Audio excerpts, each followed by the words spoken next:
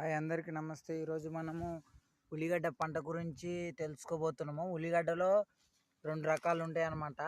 ఒకటి pink colour ఉల్లిగడ్డ అనేది, ఇంకోటి వైట్ కలర్ అనేది. ఇది నాటి కొన్ని రోజులు అవుతుంది. ఇది 3 నెలల పంట కాలం అనమాట. ఇది 3 నెలలకి మనకి గడ్డ అనేది తయారవడం అనేది జరుగుతుంది. ఇలాగ డ్రిప్ పద్ధతిలో నాటుకుంటారు. ఈ విధంగా డ్రిప్పులకి నాటుకుంటారు. ఈ విధంగా బెడ్లు కొట్టుకుంటారు అనమాట. 4 ఫీట్లు ఒక్కొక్క బెడ్.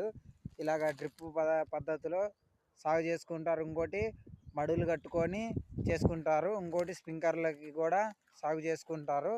ఇది 3 నెలల కాలం ఉంటుంది అనమాట. ఉల్లిగడ్డకి తక్కువ శాతము పెట్టుబడితో ఉంటుంది. ఎక్కువ శాతం అయితే కూలీల ఖర్చు ఎక్కువ ఉంటుంది అనమాట. ఉల్లిగడ్డకి నాటుకునేటప్పుడు చాలా జాగ్రత్తగా నాటుకోవాలన్నమాట. ఇలా పైన నాటినవి గడ్డలు ఊరవన్నమాట. ఇలా నాటినవి